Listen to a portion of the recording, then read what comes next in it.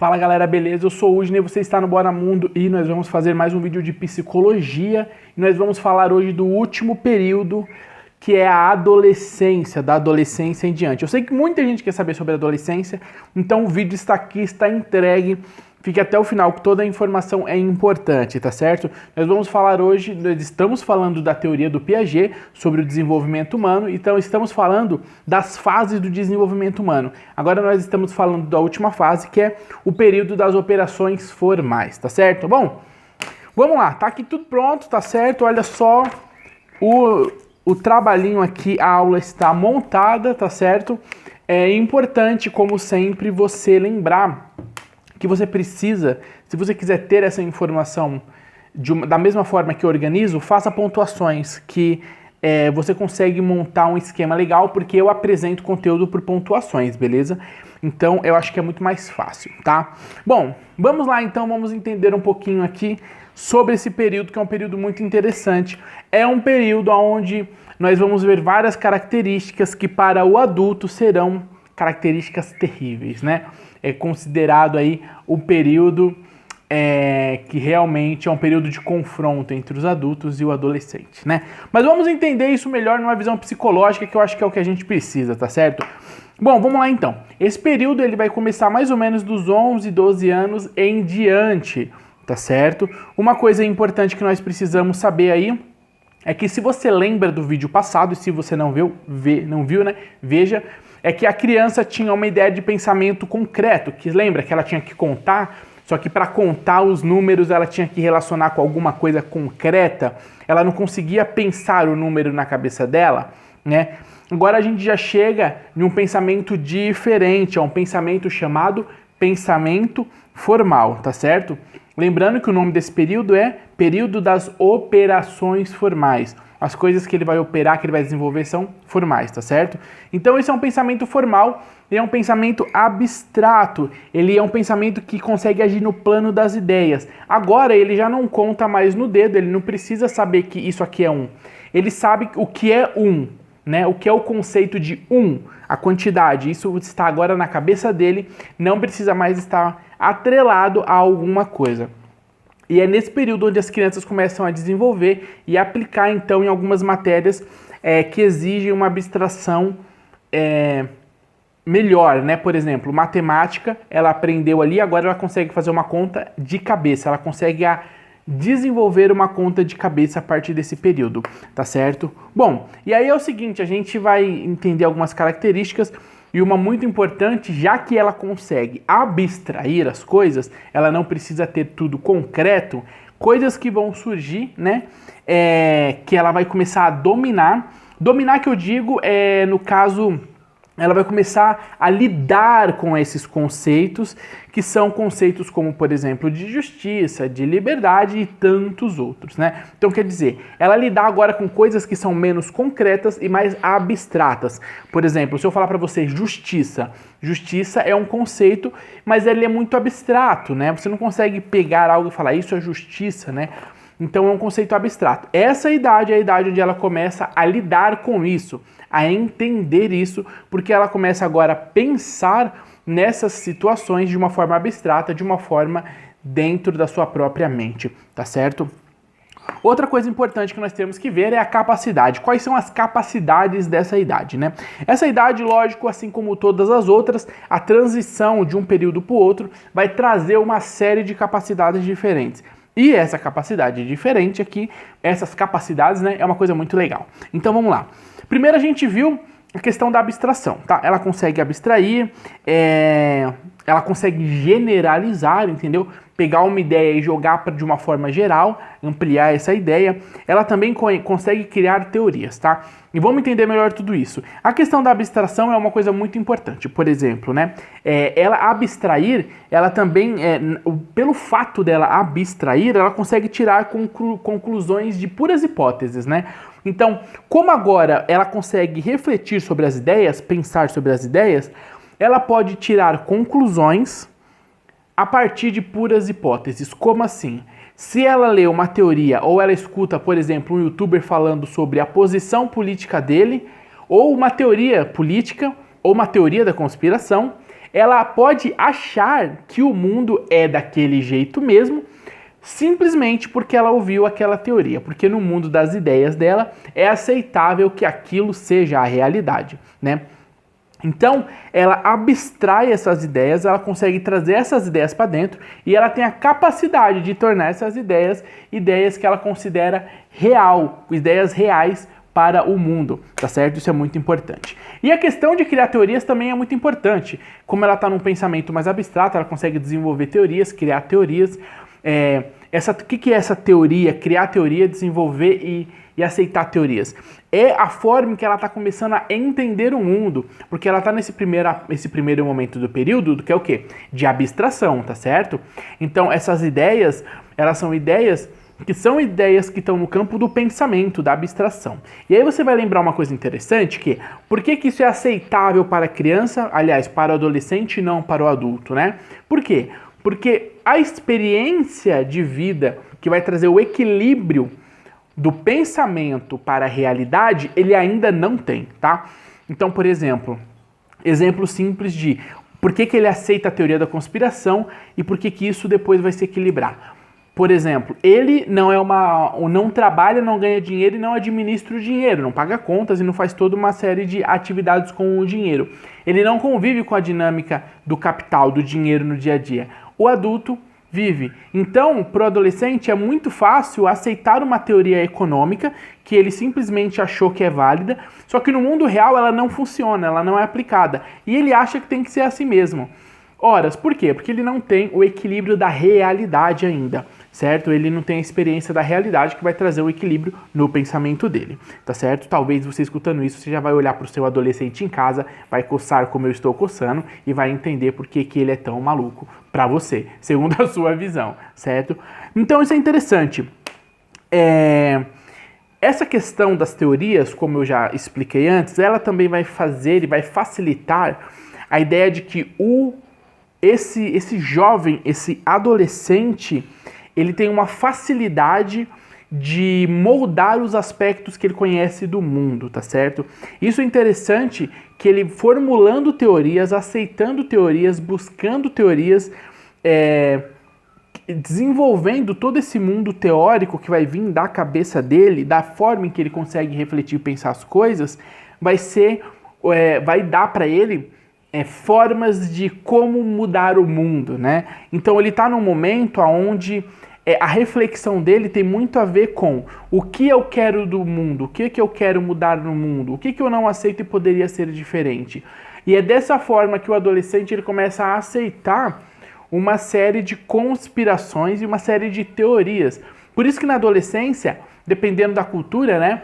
Muitos adolescentes passam por muitas fases, porque eles estão ali se envolvendo com essas teorias, conhecendo essas teorias, participando dessa dinâmica das teorias, e ele vai passando por essas diversas fases, porque para ele isso é totalmente aceitável. Exemplo simples, eu já fui skinhead, eu já fui da anarcopunk, e eu já fui gótico, certo? Tudo isso em um período muito curto, dos meus 14 aos meus 21 anos. O último período foi o período de ser gótico, que foi o período mais sóbrio, tá? E meus últimos anos, os últimos 2 anos como gótico, foram mais sóbrios porque tinha muito a ver com cultura, né? Então, e depois eu larguei e ficou somente a parte cultural e não a parte ritualística do negócio, né? Então, quer dizer, é um período que você vai passando, essas teorias e esses formatos da sociedade se tornam muito mais palpáveis para o adolescente. Isso é muito interessante, por quê? Porque está num campo de uma abstração do qual ele ainda não tem a realidade para balancear. Então, isso tem uma coisa muito interessante. E essa questão das teorias também, né, tem a ver muito com os aspectos que ele gostaria de mudar na sociedade, que ele gostaria de reformular, né? Então, por exemplo, eu fui gótico porque eu achava que as pessoas não compreendiam a arte do jeito que ela era e elas precisariam ter um contato melhor com a arte para que eu conseguisse falar melhor da arte, eu precisaria fazer parte de um movimento onde a arte é tão intensa. Então lá fui eu para o movimento gótico e fui me inteirando naquela poesia romântica, Lord Byron, Álvares de Azevedo, toda uma poesia romântica de um momento pessimista, né, os pessimistas. Então, quer dizer, tinha muito a ver exatamente com essa ideia de ver o mundo de uma forma onde ele aceita e ele entende que é uma forma melhor, né? Isso é muito interessante. Tem tudo a ver com a ideia das ideias abstratas que ele tem do primeiro momento que ele está vivendo essas ideias abstratas, do fato de ele não ter tanto contato com a realidade do jeito que ela é, tá certo? Então essas teorias são coisas muito adequadas para essa idade, tá certo? Bom, e aí a gente vai ter a questão final, né, dessa questão da teoria, da abstração, da generalização. Isso é interessante que tudo isso ele vai pegar e ele vai ter a capacidade, e isso ele geralmente vai fazer, é que ele vai submeter o mundo às suas teorias. Como assim? Ele vai achar que o mundo tem que ser do jeito que ele imagina que seja, que tenha que ser. Então, se ele pegou uma visão de uma forma teórica ou de uma ideia aleatória e ele acha que o mundo tem que ser daquele jeito, por mais que ele não tenha experiência real para saber se aquilo é viável ou não, ele vai tentar submeter o mundo daquele jeito. Isso então vai fazer você já logo sacar do porquê que o jovem ele é tão militante para ele mesmo. Ele exige tanto um posicionamento que é da forma que ele acha que tem que ser, né? Exemplo simples, você não precisa pensar no jovem político. Eu não quero lavar a louça agora, porque para mim não faz sentido lavar a louça agora. Eu lavo depois, agora eu quero fazer outras coisas. O que é isso? É ele submetendo o mundo à forma em que ele acha que o mundo tem que funcionar. Se para ele lavar a louça agora não faz sentido, ele não quer e quer fazer outra coisa, então ele acha que o mundo tem que funcionar assim. Funcionar como? Não tem que lavar a louça agora, eu lavo depois. Ou então eu nem preciso lavar a louça, certo? Então isso é um exemplo mais palpável para vocês sobre essa questão de como o jovem vê o mundo, né, de uma forma abstrata e como ele submete o mundo. É muito louco isso, né? Mas é bem interessante, certo? Vamos lá. Agora vamos falar um pouco sobre a questão do pensamento da realidade, tá certo? Aliás, a gente vai desenvolver isso do começo ao fim, né? Uma coisa que você precisa entender logo de cara, é que a gente está falando de um período onde esse adolescente ele está com uma abstração, ele já começa a abstrair as ideias, né, como eu já expliquei, e você tem que entender que esse momento é o começo do período, e quando ele vai chegando, se aproximando de uma vida adulta, vai acontecer um equilíbrio, tá certo? Do que? Da realidade com o seu pensamento, tá certo? E por isso que muita coisa que nós curtimos ou pensamos quando somos adolescentes, elas simplesmente somem e deixam de valer quando nós entramos numa fase da vida mais adulta e mais madura, tá certo? Por quê? Porque ele vai começando a pegar esse pensamento e vai começar esse pensamento vai começar a entrar na vivência real da vida do dia a dia. Então coisas vão começar a ser invalidadas, começar a perder a sua validade, vão começar a perder o seu espaço e assim ele vai moldando o seu pensamento com a realidade, certo? Vamos lá então, agora vamos falar das relações sociais, porque as relações sociais é uma coisa que pega bastante. A gente tende a, achar muito bizarro as relações sociais, né? Elas mudam de uma forma muito louca. O adolescente daqui a pouco tá com 10 anos, daqui a pouco ele vira uma espécie de outra coisa, né? Com uma série de conflitos, isso é muito louco. Então vamos falar um pouco sobre essa questão dos aspectos sociais, das relações sociais, tá certo? Então vai anotando aí. Um primeiro ponto interessante é a interiorização, tá certo? Essa interiorização é como você já deve ter entendido, ele vê o mundo e ele quer que o mundo, de certa forma, sirva a ele segundo a sua vontade, tá certo? Opa! Por quê?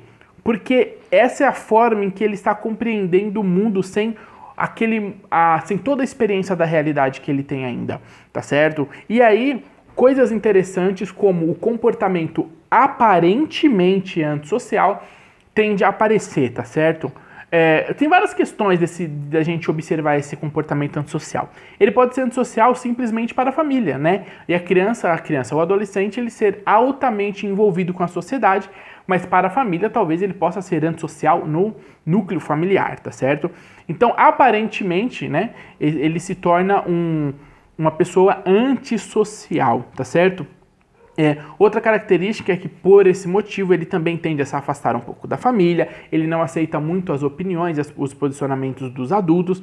Lembra, por quê? Porque ele está começando a se ligar com pensamentos de fora, agora ele começa a entender os pensamentos de fora e ele está adequando tudo que ele está ouvindo segundo aquilo que para ele é adequado. Então, por exemplo, o exemplo da louça de novo. Ele tá numa roda de amigos e ninguém lava a louça em casa. E ele é o único que ajuda a lavar a louça em casa. Se ele cismar que aquilo não faz sentido para ele, não precisa, naquela questão da abstração, naquela questão da teoria, então ele não vai lavar a louça, entendeu? Então quer dizer, esse afastamento da família, essa não aceitação da posição do adulto, tem a ver com essa fase, né? Lembra, por quê? Porque ele não tem a relação tão fina, tão próxima com a realidade. Por exemplo, você que tem uma casa, que é casado e sabe que você precisa limpar a casa, senão vai virar um bagulho muito doido de sujeira e ninguém quer ficar naquela sujeira e loucura, ele não tem essa percepção ainda, por vários motivos. Por exemplo, porque ele é um adolescente, quem cuida da casa desde a época em que ele se conhece por gente não é ele. São as pessoas mais velhas que já têm uma preocupação com a limpeza da casa. Então, para ele é muito difícil aceitar isso de ter que limpar a casa toda hora, todo dia, né? Então, para ele não é muito interessante e às vezes não faz sentido, certo? Por quê? Porque a reflexão dele com a realidade ainda não está totalmente interligado, tá certo?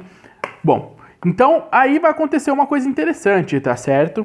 Que é que você precisa entender que toda essa questão do afastamento dos adultos, afastamento familiar, né? Se torna meio afastado, todo esse posicionamento dele, na verdade, tem muito mais a ver com...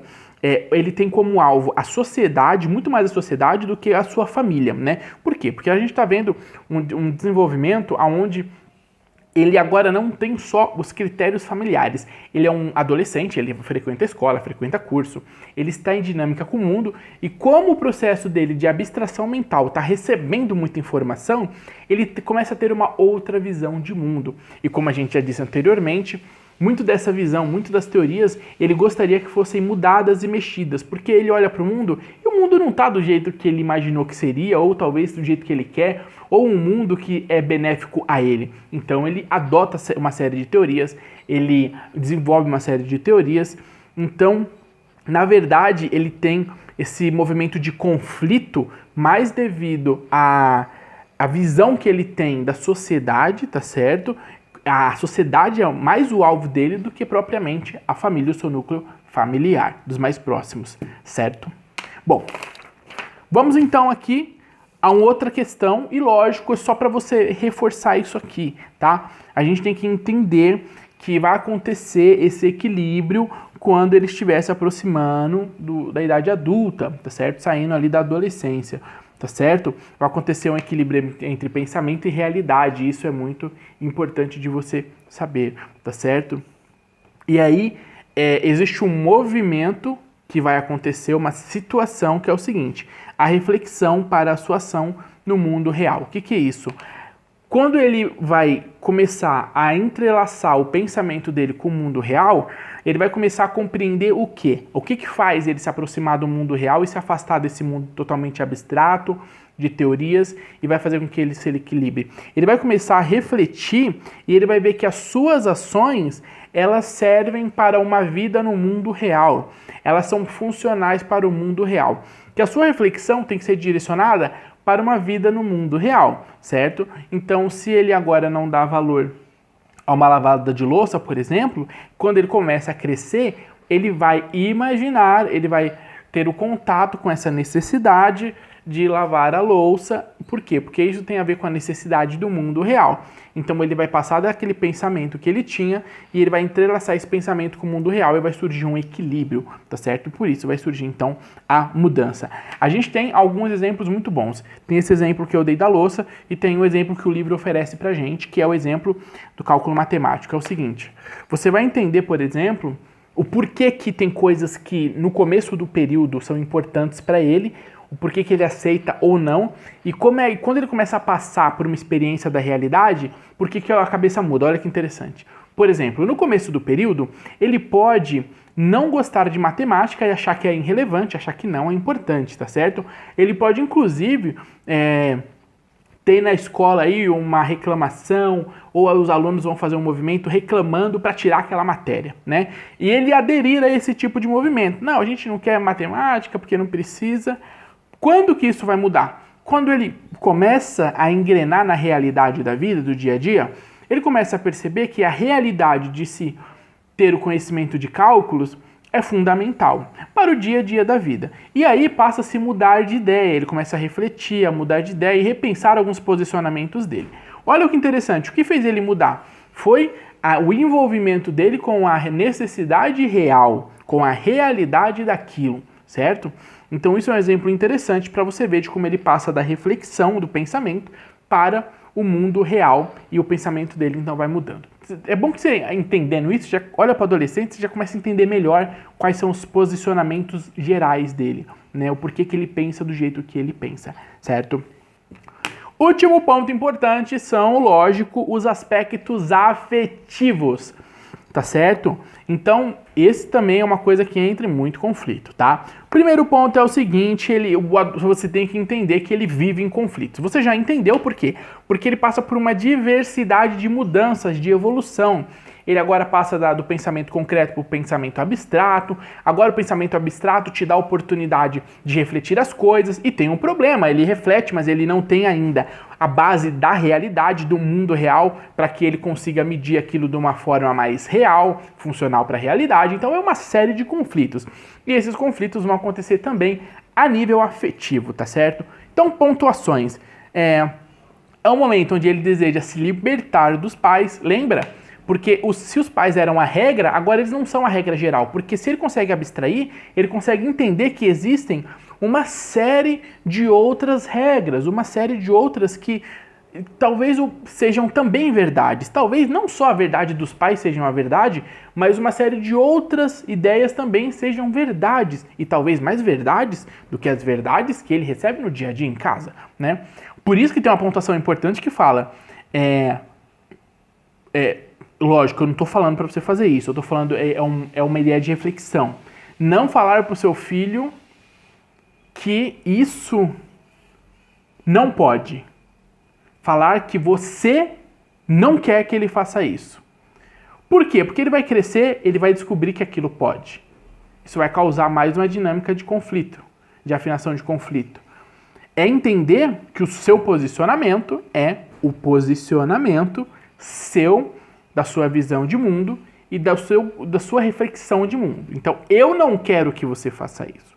Porque quando ele sai da dinâmica da família e vai para a dinâmica social, ele olha e percebe que aquilo pode, né? Então, menos conflito pode acontecer se essa posição for adotada. Isso é uma forma de pensamento educacional, tá, galera? É só para você entender que quando a criança está inserida e ela toma aquilo como você passa para ela como realidade geral, ela vai ter um grande impacto e conflito quando ela sai do grupo familiar e ela vê que aquilo não é a totalidade da realidade, ou talvez nem seja a realidade ou a verdade, entendeu? Isso pode causar um grande conflito. Então isso é um posicionamento interessante de se pensar, certo? Outra coisa interessante aí é que nós temos que pensar que agora é o momento onde, se ela está em todo esse conflito, ela tem toda essa carga de pensamento, ora, ela não está sozinha. Existe um grupo de adolescentes com esse mesmo pensamento. E esse grupo tende a se juntar por causa dessas semelhanças, tá certo? Eles dividem a mesma agonia, dividem a mesma aflição, dividem o mesmo modo de pensamento, dividem todo um grupo de características que fazem esses grupos de adolescentes se juntarem, tá certo? E aí vem uma coisa interessante. Lembra que eu falei que eles causam também um afastamento da família? Por quê? Porque o grupo de adolescentes, ele é muito mais idêntico a esse do que a própria família, entendeu? Os gostos e toda a dinâmica social de vida é muito mais próxima do que a família. Então, o adolescente tende a compartilhar, a vivenciar e dar mais tempo e mais atenção ao seu grupo de amigos adolescentes também, tá certo? Então, isso é extremamente normal. O adolescente preferenciar de uma forma mais geral o grupo de amigos, tá certo? E isso vai fazer com que uma coisa seja interessante. O grupo de amigos, por isso, por essa ligação e por essa semelhança, de modo geral, ele vai ser geralmente a maior referência, ou uma das maiores referências para esse adolescente.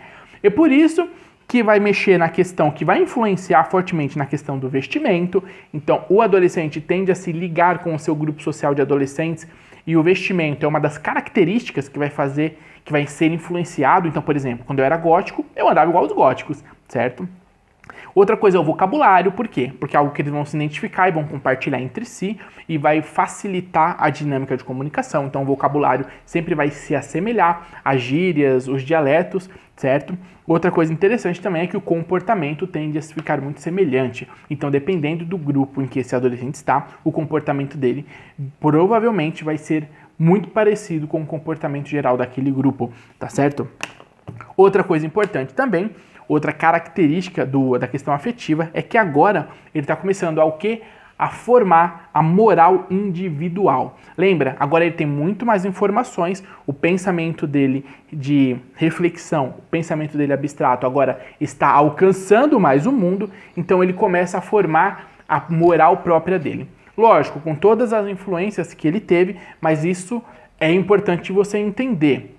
A educação que você vai dar, ela influencia, ela não determina. Ele pode mudar a forma de educação dele, a linha de educação dele, conforme ele vai se desenvolvendo e crescendo, tá certo? Você pode influenciar, mas não determinar, certo? Então essas influências todas vão ajudar ele a construir essa moral individual dele, certo? Outra característica, outro ponto importante do aspecto afetivo que nós temos aqui são os interesses. Isso é legal. É um momento onde ele tem um monte de interesses e esses interesses eles são mutáveis, eles vão mudando.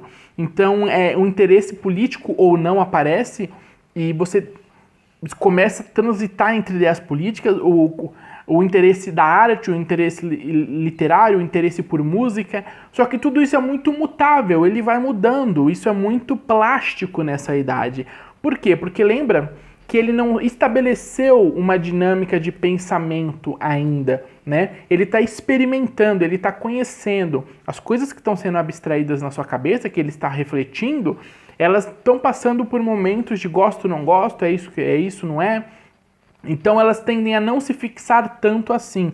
Então ele tende a ter muitos interesses, mas esses interesses são muito mutáveis. Então o adolescente passa por 1 milhão de fases diferentes em um período curto de tempo.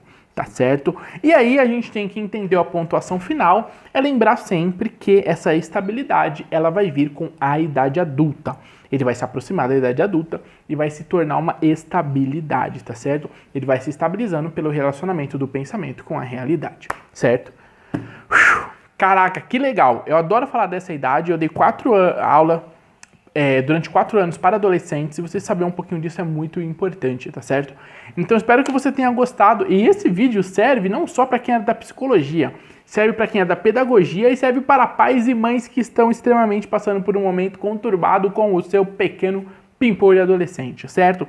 É isso aí, gostou? Fez as suas anotações? Beleza. Uma coisa interessante, aqui no link eu vou deixar livros que eu indico, muito bacanas, inclusive a maioria deles eu tenho, livros de psicologia e pedagogia. Eu tenho certeza que você vai gostar. Então clica lá, dá uma olhadinha, dá uma olhadinha no preço, no valor, quantidade de capa. Acho que você vai gostar pra caramba, tá certo? E vai lá. Fica até o próximo vídeo aí que nós vamos falar mais sobre psicologia. Compartilha, curte, se inscreve no canal e até o próximo vídeo, pessoas. Valeu!